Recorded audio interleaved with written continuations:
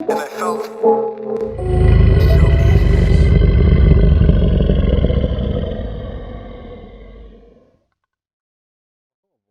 Yeah, he was in New York at the time, so I'm gonna sit with you. Can I sit? All right, Oh, see we can see each other Okay, well from there. so All I'm right. good. I'm okay. Podcast. All right, I'm starting to do it like this. I'm not sure. it's our time to shine. Yeah, exactly. So, how do you say your last name? Let me try it first. It's Mikel Guillen. It's actually Guillen. Guillen. It's okay, no problem. Or Guillen. I was looking at it and I'm trying to It's say Guillen it. in French and Guillen in Spanish. Okay, okay. It's, yeah. I think I have to come to terms with now that I'm getting older. I'm one of those guys. I'm bad with names. Oh, I see. Doesn't matter if it's French, English. I'm just bad. I don't know why. But let's talk. Sure. Let's talk. Okay. Now, Mikel, he keeps telling me to get controversial. Keeps telling me to get controversial. And now we're at a time where there's nothing but controversy. Right here, right where we are, there is a protest to abolish the police right now. So let's just get controversial. Something that's been coming up in Toronto a lot is defunding the police. Where do you stand on defunding the police? I agree to a certain degree. Yeah. And the reason why, it's because I believe that they exert a lot of power, and they have a lot of control, and they have a lot of backs from the politicians and the governments and Yeah. the institutions to exercise their own power on people, mainly, sadly, on black people, Yeah. right? The disadvantaged communities. But and this is everything. nothing new. This has been going on for 50 years. Yeah. So that's something that people don't like to remember, because for some people, memory is a selective thing. They don't want to remember things. That's know? very, very true. And because this obviously goes directly to Black Lives Matter and all that stuff, which I don't know exactly how I feel about them. Me neither. Really, Yeah. Yeah, I'm not sure either. I see a lot of flash. I see that they love flash.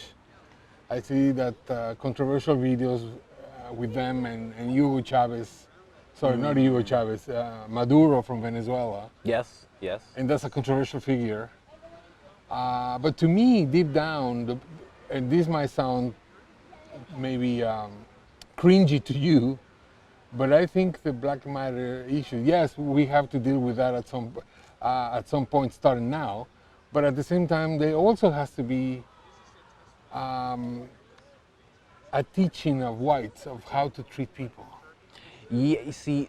Yeah, I think there has to be a teaching, but also not a condemning when they mess No, up. no. Because when they mess up, all of a sudden they get condemned, and That's that right. becomes the thing where it's like you need the nuance, you need a space for redemption. That's right. And know? also the other thing that I see, especially about North American whites, is that they don't want to be responsible for anything. They want to be outside of the problem, but they're not outside of the problem. They're in the problem. We're in this together. That's we're in, because that is a thing that people always say. We are in this together, so Right. they are in the problem with us together That's right. as well. And then obviously this idea that North American whites have, which is we're not really responsible because we are born to a degree privilege. I don't truly believe in the controversial idea of white privilege, but I think some whites do have privilege. Of course. And but at the same time, I also believe that other people have also privilege. Of Regardless, it's not course. only whites, There's right? I- Believe me, when I hear the songs of Will Smith, I see black privilege right Of there. course. I mean, you know what it is? In the black culture, we don't Right. call it black privilege. Right. We call it black excellence. That's what we Well, call it. yeah, but to a that's, degree- that's but- what they call it. but When you talk excellence- about Will yeah. Smith, it's like you're definitely right about that. It's just that they never in the community call it that, but that's what it is. It's True. privilege. They're like royalty. Right, Like, you know? but what is the difference here is that the word excellence has or at least to me, maybe I'm wrong, but it has this idea of that you succeeded in school, right? Yeah. Because one thing is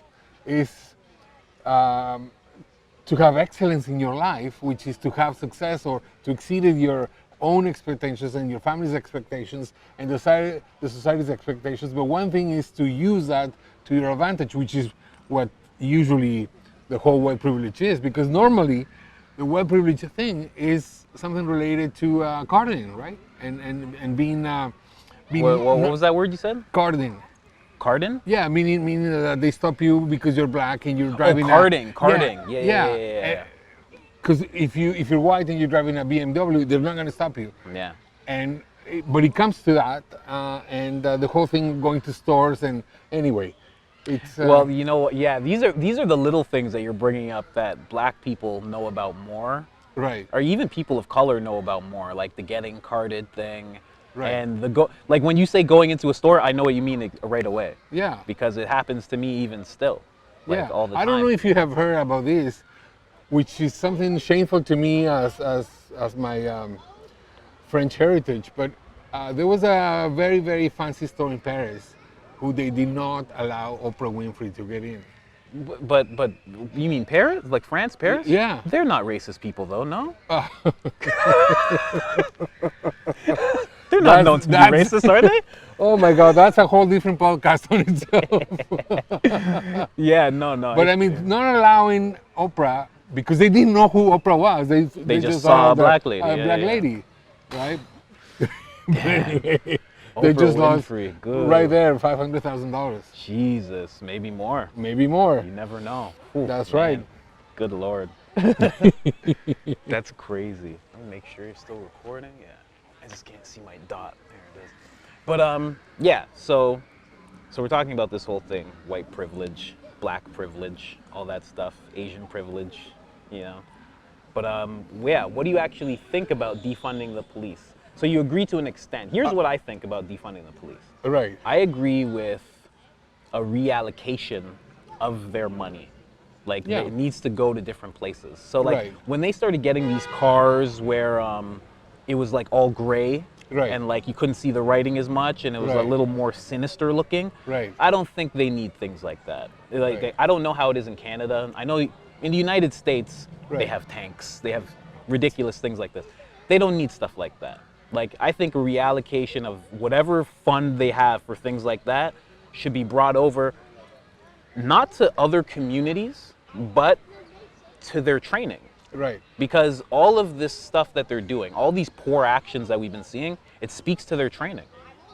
That's right. It speaks solely to their training and solely to people, because I've seen this countless times. Right. If you don't know how to fight and you have a weapon, and I've seen this like in the quote unquote hood, like with like gangland type characters, they cannot fight. Right. So when somebody does something to them, the first thing they do, they go to the thing that's going to protect them. Right. And that's exactly, you can see a lot of these police officers, they're resorting to that. Right. And that's nonsense because they're not little kids. They're supposed to be the authority. Right. So with being an authority, you should be able to think rationally in the most intense situations. Right. But you have to understand another thing, which is, I'm not saying the abuse of power is a very controversial topic because usually happens to people who are not fully educated or not very smart or both. Who get abused. No, the people who are actually exerting the power. Oh, abusing. Yeah. Because it goes to your head easily, right? Yes. And it goes to your head because you have very limited education and you're not very smart. But the good thing about defunding the police is that it's an action that comes from an anarchist point of view, which is to decentralize the power and the authority, which I completely agree. But where does it go when they do that? Like if you decentralize the power, where does that go? Well, the idea is that the more power you have, the more you can control people. Yes, right? Of course. I don't know. I don't know. This is a controversial one, but I don't know if you have ever heard about the UN 2030 agenda. They want to start moving villages into cities, so they can be fully controlled and fully operated to corporations. So they can't be like off the grid, quote unquote, or like uncontacted. Exactly. And this idea was created in 1992, but it's public domain. You can go and see it at the UN website. 2030 agenda? 2030 agenda, which is to centralize everybody, so there won't be any more towns and villages. It will be only cities. Wow. Which is insane. And it's not, this is not really a conspiracy theory. This is fact. You can search it and you can find it, Yeah. right? Jesus. So, and usually the conspiracy theories or the facts are not picturing a good A good future, outcome. Yeah, a good yeah. outcome, right? Definitely not. So, Most of them. I've yet to hear a good conspiracy theory. that's right. They're always very terrible. But I mean, it's partly because I guess some people are terrible, have nefarious plans and stuff. Oh, like for that. sure. The 1% is very clear on what they want to do, Yeah. right? Because they don't care about race. They care about everybody because they want to control everybody. That's what I keep saying to people is Yeah. that it's beyond race. Yes. With this whole thing that's been going on. Right. Like this push for power. Right. You could say it's way beyond race. It's for everybody now. Yes. You know. The good thing about that topic is that we're in Canada, and in Canada, race issues are not as in your face as in America. Yes. Because I can only imagine how it is like in America. Yeah. Everything and everybody is segregated to the core. Yeah. Right? It's Which is very insane. True. Very true. I couldn't. I often like I want to go there. I want to be there. Right. But I just I imagine. I couldn't imagine what it's like in the sense of when the riots start, like when the Right. protests start, when the riots start. Because I was here, I was covering the protests that were happening at Queen's Park and Right. Toronto and everything. Right. And it's, max, the most I've seen is like 1,000 people together. And it's always just like we see it right now. Right. They chant, they Right. play music, they maybe have drums, they smoke weed. Yeah. And then after a few hours, they leave. They do, yeah. And I just couldn't imagine it turning into what it turns into in the States. Right. And it was weird because when the protests first started here, me and my friends were like, well, a couple of my buddies, we were like, we should cover this now in case it turns violent. Because like Right. I want to actually see what triggers the Right. violence to happen. Right. And I almost saw it once. On Queen. It wasn't Queen's Park. It was Yonge and Bloor. Right. I almost saw it there. People were blocking traffic, and the cops had to come, and it Right. almost got violent. Right. But again, Canada's just different. Yeah, 'Cause the fact that at the end they smoke pot is Canada. It's not, you know what I mean? That's how it always ends. That's right. It always ends with people smoking. And then the other factor that I think is very important is that blacks in America are very, very pissed off, are very angry. Well, I always tell people, especially my white friends, because they don't really understand. Like, there's a whole like black diaspora, right? And, Right. and most people who are black in Canada are usually we have Caribbean descent. Yes. Usually, so Right. I myself don't even know what kind of stuff they went through in the Caribbean towards the civil rights movement. Right. But it's not spoken about as much. Like I Which have is- uncles, my right. mom, like they don't speak about it as much. Right. In America, there's a deep, like my friend, his mom was in America and she's in Canada now, and to this day, she won't let white people in her house. Really? Yeah, she like if his son has like friends, his best friends who are white. She's like, I don't want them in the house. Wow. Just because she's went through things, she's had uncles that got sprayed with the hoses, bit with the dogs, like all that Oh, stuff. So man. she's just like done. I don't care who it is. It runs deep there. Yeah. Really deep. Absolutely. Yeah, it's different. It's really different. So yeah, it's a whole thing. But where did the defunding the police start? With George Floyd. Well, it started before, but Well, Floyd, obviously, yeah. but that's what triggered it this time. For Yes. some reason. Yes. I don't understand how. What it I was just find him. inspiring is that there were a lot of protests in all of the country in the States. Every state. Every state, and I All think that's 50 at the yes, same and time. I think that's very well. I'm not sure about Alaska, but The lower But, 48, as they call right. them. Yeah, But at the same time, you realize that people need change, and this change is going to come, and these protests are going to continue. They still haven't arrested the people for Breonna Taylor. So it's, That's true. That is true. There is still a lot to go, and things are not going to get better before they get bad. Meaning that they're going to Before get they get worse and worse and worse. And this potentially can become a major issue in the long run, in my opinion. Definitely. That's the whole reason why when I see these protests, the only thing that I'm unclear about, and this is also something with Black Lives Matter, Like it's hard to follow something that's kind of faceless. Right. Like it doesn't have a leader. Like the Black Panthers had a Yes. clear leader. It was Huey Right. Newton.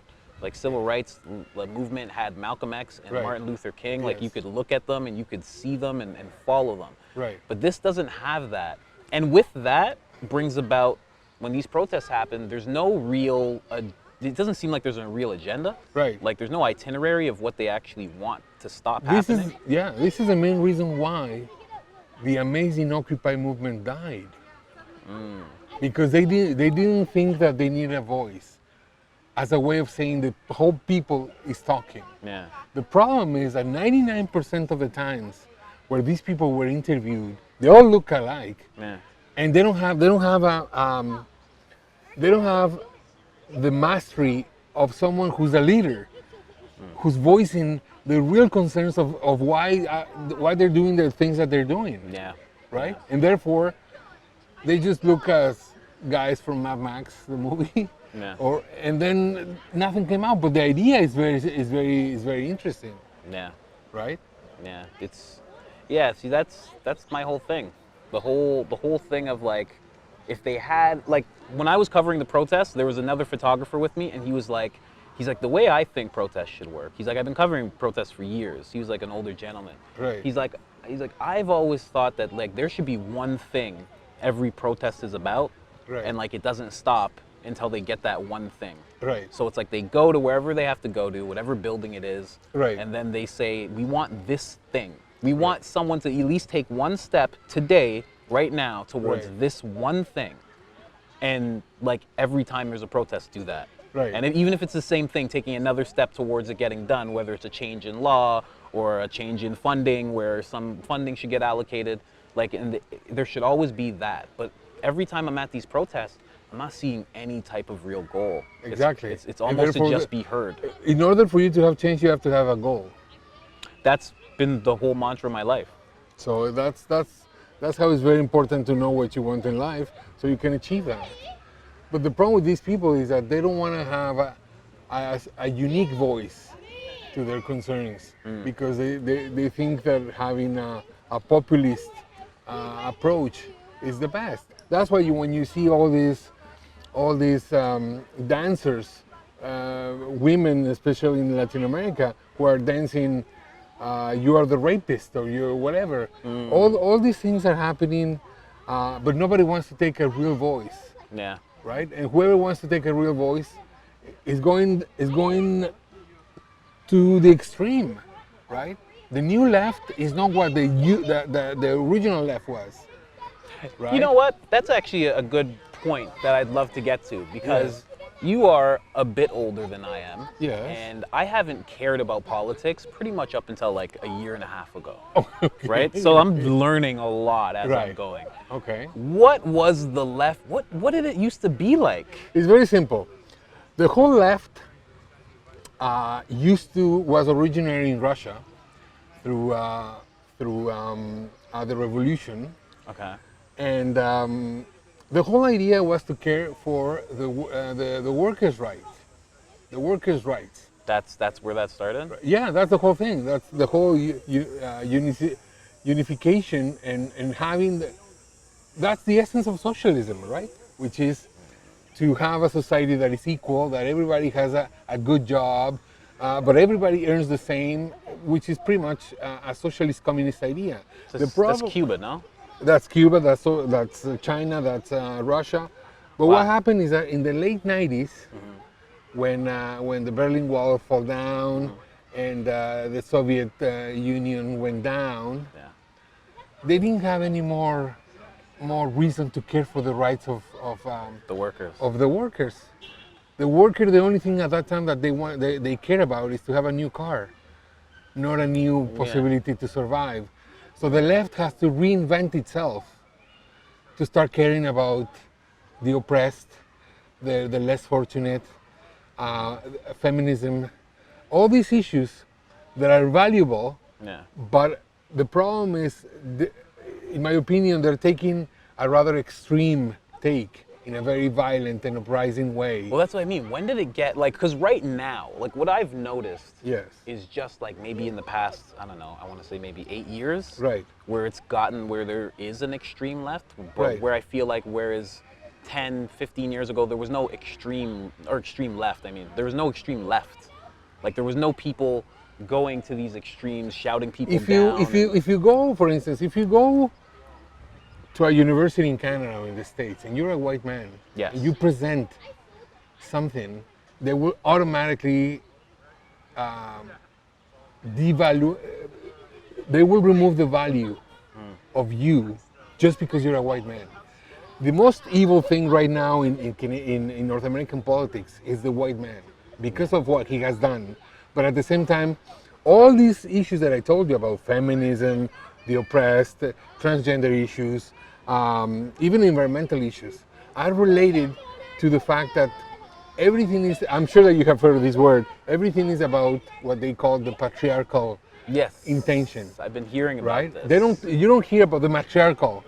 You only hear about the patriarchal, which is the white man, basically, or the man this case. What's the matriarchal? It's the mother. The patriarchal is the Oh. father, and the matriarchal is the mother. Oh, Yes. okay. So that's the main issue. So everything is blamed on the patriarchal intention, instead of realizing the benefits of that patriarchal and the benefits of that matriarchal, which are tons. I will strongly advise you to watch this woman called named Janice Fiamengo.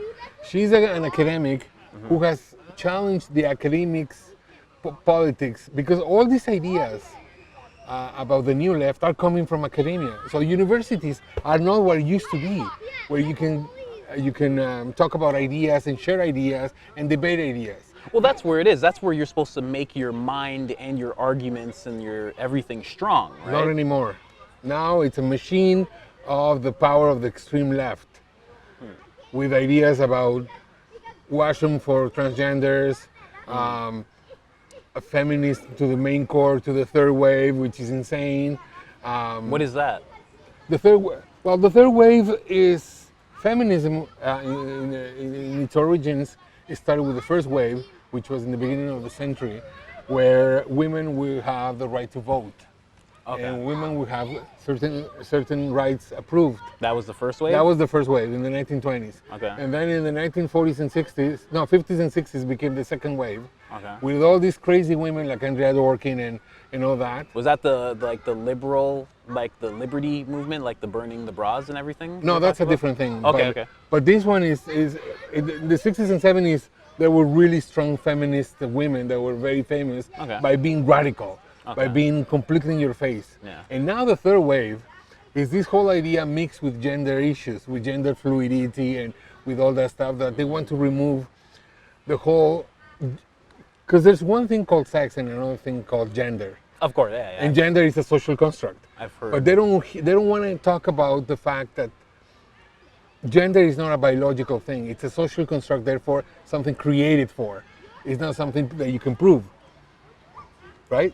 Something Men created for. and women can be proved by very simple issues, which are the chromosomes. It's either XY and Yeah. and- XX? and XY? exactly, and XX and XY. But in them, they say that gender can construct sex or can construct an identity. Therefore, the interesting thing about this is that they want to go into legislation and change that. That's why, I don't know if you have heard about this man, Jordan Peterson became famous. Because have you heard about this guy? I brought him up at a TIFF event once. Okay. And the DOP, it was a film I was covering. Right. The DOP, he pulled me aside and he's like, listen, I like him too. He's like, but you gotta. He's like, you can't talk about him. He's like, people will look at you differently if they find out that you like him. Because I love him. He changed my life. Yeah. Oh, Changed my really? whole Okay. life. Well, there you go. So 100%. That's the only reason why now I know about Marxism. Right. He's the only reason why I know about the patriarchy and Right. matriarchy. He's like the only reason why I know these ideas can lead to dangerous things. He's the like, one who debunked the whole white privilege thing in a very classy way, right? I've But at seen the it. same time, he became famous because he said to the government, "No, I will not call them the way that they want to be perceived." I won't say your words. That's right. I just watched the episode because he was on Joe Rogan talking about it, and he's like, the fact that it's law. He's like, there's a difference between someone asking you to say something, Right. and someone forcing you, saying Correct. that you have to say it by law. Correct. And that was his whole thing. And I think that's something that people glazed over, because it was like, he had this position of, if somebody asked him, Right. like told him that's Right. what they are, he'd be fine with it. Right. But if they're gonna put it in law, then he's like, no, I will not say these things. Right. So it's an odd thing, because my girlfriend thought the same thing. She's like, fuck that guy. She's like, why won't he just use the? And I'm like, he will if he's asked by that person as an individual. Yeah. You know, and a polite, yeah, and a politeness. Moment, but not all the time. And a Yeah. politeness. You Yeah. know what I mean? You're in a Right. conversation. Oh, I'm actually this. Right. And that's why they're coming to extreme fascistic ways. This new left. Because it's, believe me, I used to be an anarchist full time. You? Which is extreme left. But I'm You so, used to be an anarchist? Yes, yeah, absolutely. I used to write anarchist poetry and all that. Really? Yes. If you look at my Facebook profile, it says that right there, ex-anarchist poet at Ellington's Cafe on Eglinton, not Eglinton, on St. Clair. So then what brought about the change? The change is, one, I grew older, obviously. Second, I wanted to concentrate on my film career as a director. Because the anarchist world, it takes a lot of time. You have to be prepared, you have to march, you have to protest. And I don't agree with these protests that are light and friendly and let's all smoke pot in the end, right? I want change. And the change has to come with a commitment of destruction to a degree, which is the essence of anarchism. But at the same time, I grew completely disenchanted of the new left, of all these academics that will tell me what to do, what not to do, what to say, what not to say, and completely put you in a box. Oh yeah, you're white, French, Israeli, blah blah blah. But you're Israeli, therefore you might be Jew. Therefore, it might be a problem because Jews are trying to exterminate Palestine. All these political things that are true, but that you shouldn't be judged on what they think you are, right? Because they seem to be angry if you don't follow the rules. Yeah, I've seen that. Like, I was at one protest, Right. and this girl was saying, take the knee. She was yelling, take the knee, take the fucking knee, take the knee. She was getting in people's faces. Right. And she came to me, and I'm like, I'm media. And then she just kind of left me alone, but Yes. like that could have been like a fight. Like, she wanted Right. to, it was like she wanted to fight somebody. Yes. And obviously that's just one example of one person, you know? Right. But yeah, I've seen that. There's a worry of that. I don't like that whole thing where you have to, I believe it's called groupthink, Yes. where they all start thinking the same. Yes. I think that's a little. And dangerous. that's part of the whole new society thing, that we all have to be a group. Are you because you're black? Are you part of this group? Are you part of that group? Or you, because you're Israeli, French, whatever? Are you part of this and that? And if you voice your concerns and you don't agree with them, right away they start ostracizing you. And that's, yeah. I had let me just reset real Sure. quick. I often will question things, right? And I actually questioned. It wasn't Black Lives Matter. It was something that happened, and I commented on it. It was on Instagram.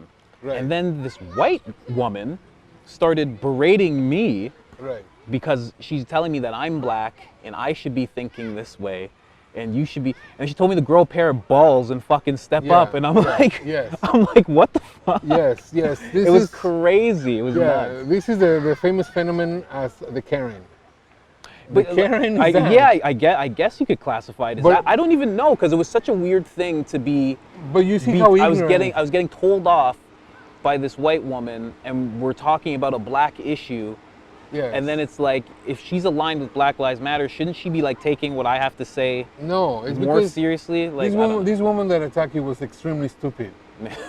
By saying, oh, because you're black, you have to be on their side. That is the stupidest thing that they can ever say. I've been hearing that a lot. Oh, I'm sure. And I've heard other black people tell black people to shut the fuck up and be with it. If you're with it, then be with it and don't question it. And I'm like, that's how gangs work. Yes, exactly. And like, you don't want to get to that. And Like, how many times have you heard the Black Lives Matter is a group that only takes care of certain issues within the black community, not all of them. yeah, I've been hearing that. I've been hearing that, and I'm hearing both sides of that argument, Right. because a lot of people, and these are black people that I'm talking about. These aren't Right. Alex Jones. These aren't these right. This is not Jordan Peterson. Right. These are like actual black people, like on different podcasts that I'm hearing, and some of them are like, I want to know why they aren't jumping when that 8-year-old black girl got shot by those protesters, and it was like a weird thing that happened, and apparently it might have been a black guy that shot her.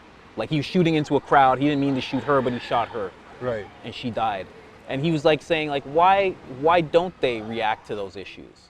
And then there was another person saying, like, he was like, the thing is, like, those issues are there and they need to be dealt with, but, and I keep hearing this, but what Black Lives Matter is, they're concentrating on police brutality, the white to black police brutality, and the systematic oppression. And then I guess if you try to throw anything else in there, you're a piece of shit. Right. But what happens, why is the Black Lives Matter not working with the violence on black? That was that person's question. He was like, he's like, why don't they? Like on this podcast, there was this person named Maul on the Joe Budden podcast. He was like, why aren't they like why don't they address all these things?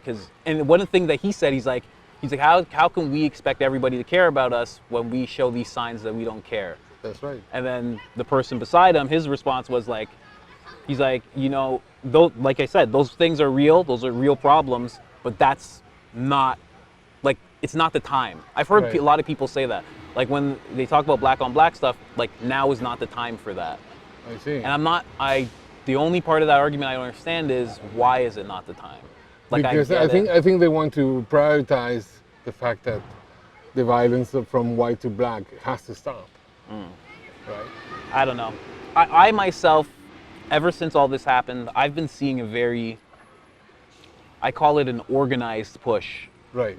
And it seems like an organized push for power. Right. I don't know how many organizations are involved in it. Well, you know that Black Lives Matter in America is run by 3 women, right? And well, this is where I started, because I've been listening to Jordan Peterson for a while. Right. So he always would talk about Marxism. Right. But then now I've starting to hear it more and more. Right. And I've started to hear it pointed at the women who run Black Lives Matter. Right. There's one of them, I believe her name's Patricia. She said she was a trained Marxist. Okay. She said she was a trained Marxist. Her and her. Even the word trained Marxist sounds funny, but anyway. But that's what she said she was. So. Okay. The thing is, I don't fully understand Marxism to be like, oh, that's a horrible thing. No, it's not a horrible thing. But what is important for you to know is that these people are getting a lot of money. Because, I don't know if you know this, but the Black Lives Matter has been funded from a lot of people, including the George Soros Foundation. See, now, that is a thing that we've been hearing early on. Now, you always hear this in a protest, like you see it in America. Like, you'll be watching a video, and someone will be like, oh, George Soros. Right. And I don't know anything. I know this guy is known to be an evil guy, just from the podcast that I've heard talking about him. Right. But I don't know who he is, or why he would fund him. He's a Hungarian Jew, okay, and who is a multi-billionaire. And if you go to to his website called Open Source, and if you are an academic who has left-wing protest experience, you can actually get a grant for $65,000 every year to push lefty ideas, to start decentralize the political stage. By having, that's why lately, I don't know if you noticed, well, I'm not sure how much you see about Latin American news about how the left is really pushing with all these academics, right? I've only heard about the issue with Venezuela when it comes to South America. Right. But what I'm saying is that if somebody like George Soros is giving you $70,000 just to do what you normally do, it means that there's an interest. Of course. From there, a political interest. But that's a real thing, what you're saying? You can go and check it out. I even said to my sister, jokingly, she didn't get the fact that it was, because my sister has become one of them. Oh, really? She's an academic, she's a professor. Okay. She's a pro-feminist, a pro whatever. All these labels that make myself cringe to the core. And I even told her, why don't you go to Open Source and get $70,000 for free, just to do whatever you want. Yeah. I'm serious. Whenever you can, go into Open Source George Soros Foundation, and they will how to apply to grants, and it's insane. Huh. So now imagine Black Lives Matter applying for $2, $3, $4, $5, $6 million a year to continue to push their Yeah. agenda. The question is, what exactly George Soros wants? That's a big question that I don't have an answer. See, this is the thing, and that's the big thing that I've seen in these comment sections and everything, Right. is the why. Why would this person be doing that? The problem is that I think a lot of people just say that he's evil without really knowing if he's evil or not. And then those people get in front of some people who have questions, and they seem dumb, and then all of a sudden you think that whole this happens. Oh, because conspiracy- there always has to be an evil guy in the story. Always. Right? It became Bill Gates for a while. That's He became right. the evil He guy. became the evil guy with the vaccine. People couldn't look at like anybody, like all those evil families that like are in the shadows. They couldn't see any of them. They're just like Bill Gates. He's the one, the vaccine man. That's right. I don't think he's evil, but I definitely don't like anybody that's too concerned with vaccines and like making sure that we all get them throughout the world. Right. Because I don't know exactly what you're gonna get, right? Yeah, I don't know exactly. If they could tell me exactly what it was, I'd be more open to it. But every Yes. time I ask, there's not a The lot good of thing info. is that even though we live in a pro-state country like Canada, the vaccine, if one day comes, is not going to be mandatory. Yeah, well, see, this is the thing. That's what I'm hoping. Yeah. I know in the United States it's looking like they're going to be mandatory. It's looking like they it's going must to be pushed because on. it's going down the hill. Right? Yeah, it looks like it. It looks like it. I don't know. Like I said, I've had all these different views of everything because I've been watching a lot of it, Right. and it's like it's definitely a real virus, and it's definitely reeking throughout North America. Right. But I don't know. Like I'm looking into something right now. I'm looking into it because I saw Alex Jones said it first. So Okay. now I'm like, okay, I heard it. Now let me actually look into it. And it's talking about probable causes, Right. where if you have COVID, Right. they just calculate that you must have interacted with at least 15 people. Okay. So they now put you down as 15 cases. Okay. And if that's a real thing, then all the numbers we're seeing are a little messed up. Now, I don't know that because I just saw Alex Jones say it. Right. And sometimes he has to walk things back, like with Sandy I Hook wouldn't be and stuff surprised like that, you know? If after he shows where he starts selling his products, he will start saying, "We might have this COVID new thing for you." He just wants to make Right? money. Right? Exactly. And there's always that element. That's why I'm looking into it. I haven't found anything that proves that to be true at all. So it's weird. It's a weird thing, but it feels like you ever read Rules for Radicals? No. What is that? It's a book by I forget what his name is. Something Alinsky.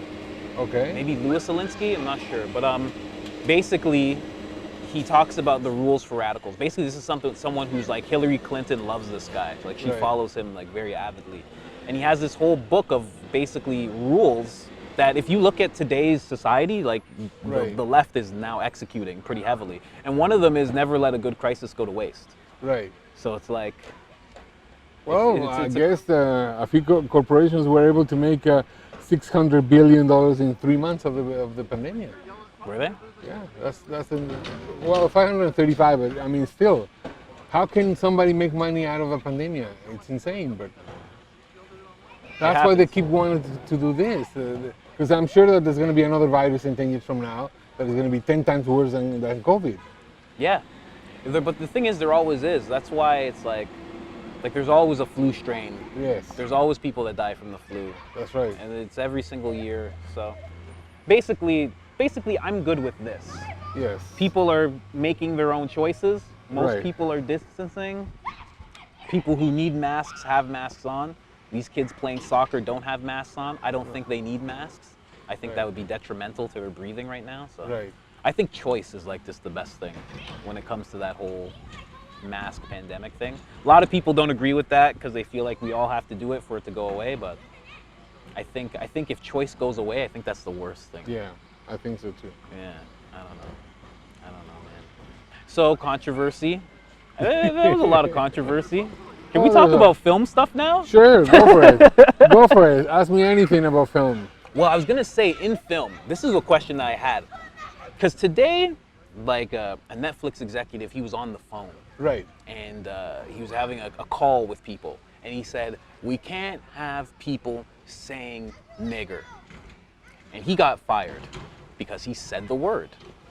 So I'm wondering, what used to be allowed in film? Because right now it seems like there's not a lot that we can really push the envelope on so much. It's like race is almost, gender's off limits now, like... Right. Well, the thing is, we're going back to the politically of the left. Nigger has not been, I mean, I think saying that word now as a motive of, as an inspiration to be different is kind of passé. Yes. Because that was controversial probably 40 years ago, but now everybody knows what it means. I know it's a very negative word. Maybe he would not be fired if he had said the N word instead of the actual word. Yeah, definitely. But I mean, I'm sure that there's ways that hip hop people in film, just to give an example, can talk in a way that I will know, that most people that are not part of the hip hop world will understand. Yeah, of course, right? Of course. So that is the same thing. But the thing with Netflix right now is that they are desperate for content, because content is going to give them the oil for the wheel to keep, because they're making $2 billion a month. $2 billion Really? a month, yes. Jesus. So that's why they have so much money. That's why they're creating funds for writers to start writing for new film. Netflix and all the four platforms are the new TV for the next 20 years. Yeah. So it's a chance for me and for a lot of people to create freely, hopefully, because just to give you an example, this investor that I'm dealing with now, it's a famous producer and composer here in Canada, and I'm hoping that I'm going to be able to reach an agreement. My executive producer said, if we don't find an agreement, don't worry about it. You're not dead in the water. We just have to find another person, right? But finding another person, it means another 6 months. Of course. And I don't have 6 months. Whole other process. Yeah. So. But what I'm asking is, what were you allowed to do back in the day? Like, were you allowed? Like, was it just no holds bars? You could say, introduce any idea. Take a look at the early films by Spike Lee. Just to give you an example. Like Do the Right Thing. Do the Right Thing and Jungle Fever and all those amazing films. They never said the N word. So yeah, Do the Right Thing. Yeah, they didn't. I'm thinking of all the white Italian guys. I'm like, they must have said it, but no, I don't think they did. No, I don't think so. And I saw Do the Right Thing not too long ago because it was a relaunch, and it was shot in the most poor way that you can imagine on a DV cam back then. And it looks terrible, but it hopefully will have a treatment. But it's a massive film, in my opinion. So I mean, that was a very controversial film in the time. At the time, yeah. And I don't know. But I mean, Spike Lee is a controversial figure. Always. And the reason why is because he wants to push the rights of blacks to a degree that he has not reached, obviously.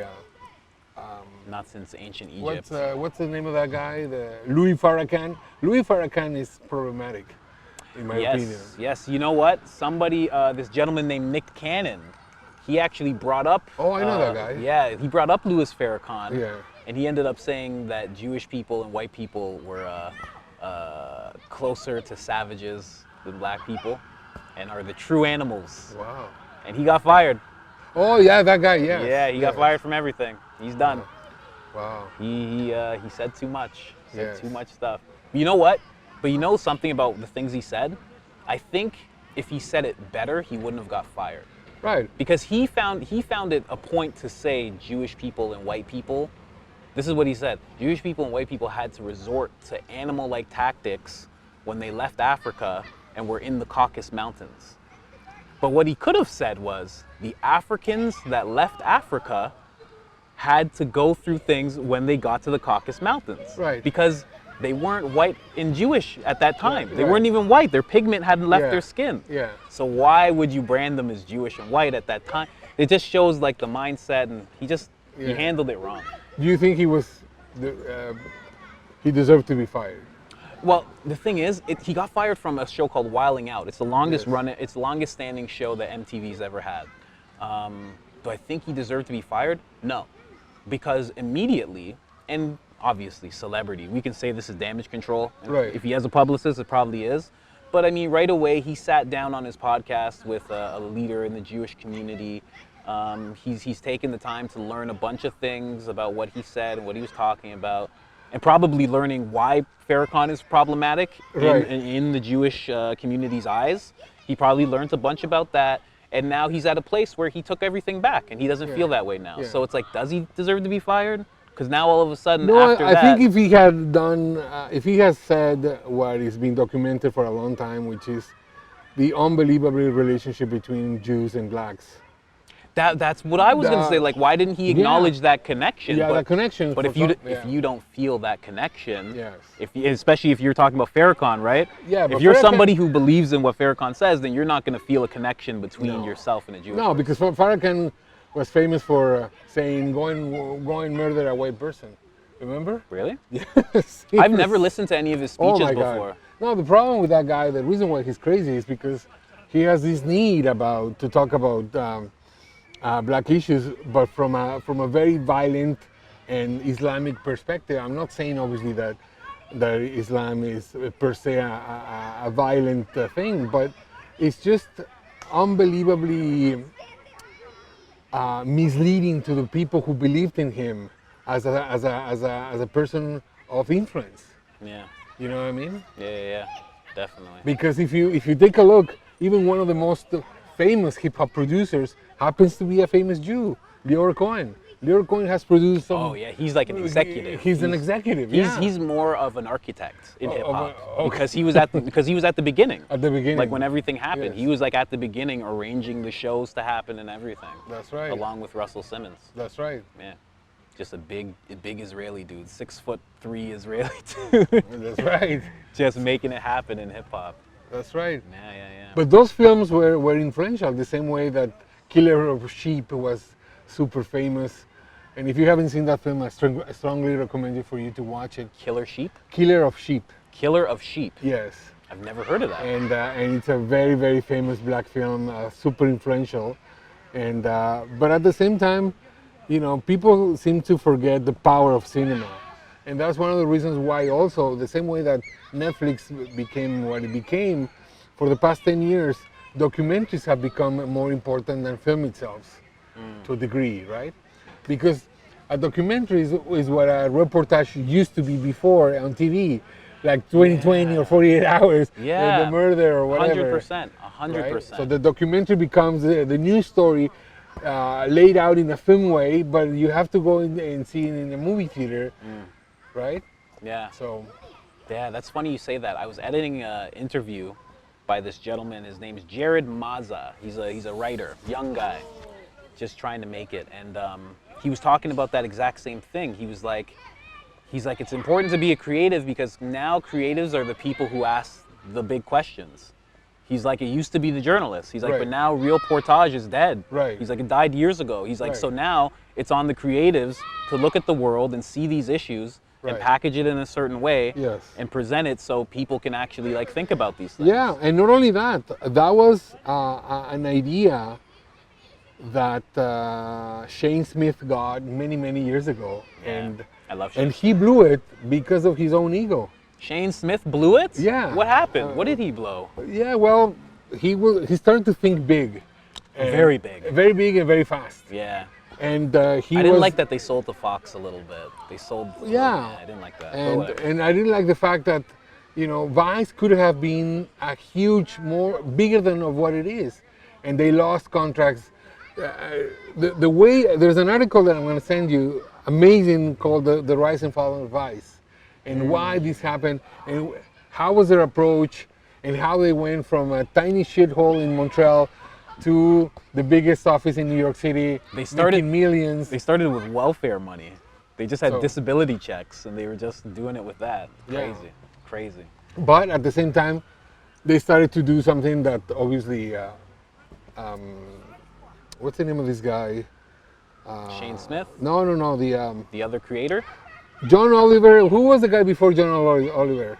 Jon Stewart. John Stewart. John Stewart and John Oliver started to create this idea that news can be fun, Yes. right? Yes. And therefore, using that method, they did incredibly stupid, dangerous stuff in Vice because they send people to cover things that are completely dangerous. I wanted to do that more than anything. That was the watching Vice on YouTube was the thing that made me want to be a filmmaker. There Like you watching go. those documentaries, I was like, I want to do that. Like I want to do something Right. that matters. Right. Yeah, it was. And having the balls to actually go into Iraq, be in the middle of the war, reporting, risking to be man. killed, Yeah. all of that stuff. I love seeing that. Like, I think there's one, I want to say his name's John Anderson, but I might be wrong. I think his name might be just Anderson. Okay. That's his first name. But he did a Vice documentary called What Winning Looks Like. Okay. And where he's like over there where George Bush said, we won. Look, remember we held up that banner years ago and Right. said we won or mission accomplished or something? Right. He's like, this is what winning looks like. And he was going through the whole state of the place and what it looks like when the soldiers leave. And they leave these people who have been fighting terrorists and now they don't have any ammunition and they Right. don't really know how to fight. And what ends up happening, they end up turning into terrorists, those same guys. And it was just such a deep and people in the army. Yeah. What were we just talking about? Okay. I can't remember. We got high while we were doing a break. That's No, I'm right. kidding. I'm kidding. I didn't smoke weed today. Oh, I see. That's In good. preparation for you. Oh, thank you. I was like, I shouldn't do This that. is a great honor. Yeah. So we're gonna wrap it just because we've talked about enough stuff. I think this is enough to get canceled. We're good. I hope cancel or get go viral. Yeah, because I want to go back to regular life. I want to I'm go sure. back before the cameras. I'll Yeah, go you work wanna- in you a wanna go back grocery to store. COVID. Yeah, it's fine. To COVID life. But honestly, yeah. Before we end, I always every time I look at my whiteboard, I have a gratitude board, and it says I am grateful. It's everything I'm grateful for, and one of them is the film production industry. And the only reason that I ever touched the film production industry, I actually got in there to the big cameras and everything, is because of you. Oh, thank you. And I just wanted to thank you because nobody was helping me at all. And it was like a good 3 years. Right. And what you actually did actually like put me on my way, and it showed me what I need to be doing, and it's put me into this position to be doing this now. So thank you so much for that. And You're very welcome, my friend. I think it's a beginning of a nice friendship. Huh? thank you. I would be honored. All right, me too. All right, guys. All right, This is how I do See the you later. podcast. Take it easy. peace. Where can they find you?